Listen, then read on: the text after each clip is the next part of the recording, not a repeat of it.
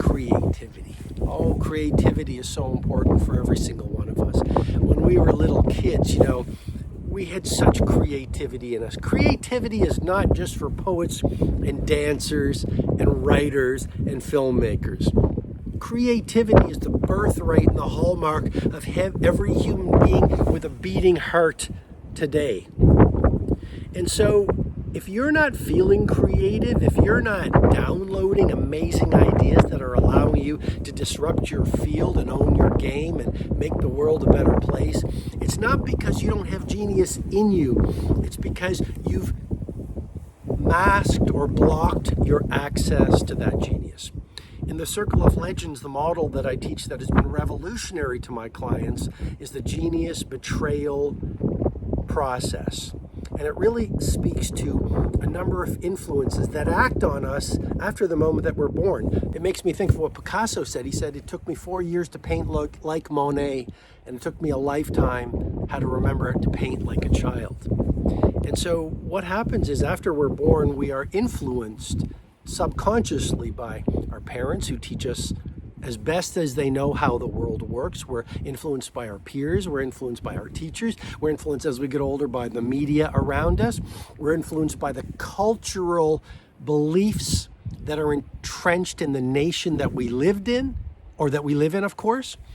And so what happens is subconsciously, incrementally, every single day, we receive this messaging and this languaging that takes us away from who we truly are. And we lose our native creativity and our curiosity. A little kid is always saying, why?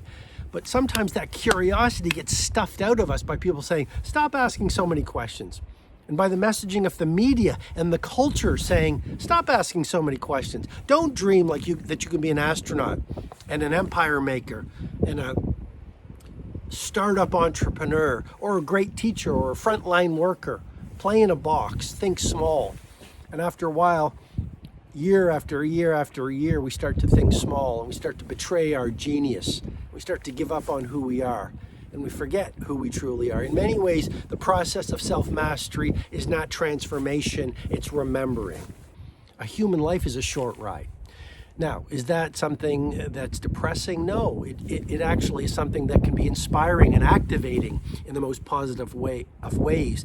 Once we know that our days are numbered, whether we live for 100 more years or 1 more year, it reminds us that we must not hold back on expressing our primal genius. We must not hold back on doing what feels most right to our hearts, our characters, and our souls, for fear of rejection or being laughed at by the chattering crowd. You and I must realize the potential and the gifts and the talents we've been blessed with, not only to live these soaring lives that destiny wants for us, but for the benefit of a better world. There's a little bit of wind where I am, so forgive me, and I think we're going to be okay. But usefulness. I wrote a book 22 years ago called Who Will Cry When You Die, which was all about legacy before legacy became a popular thing to contemplate.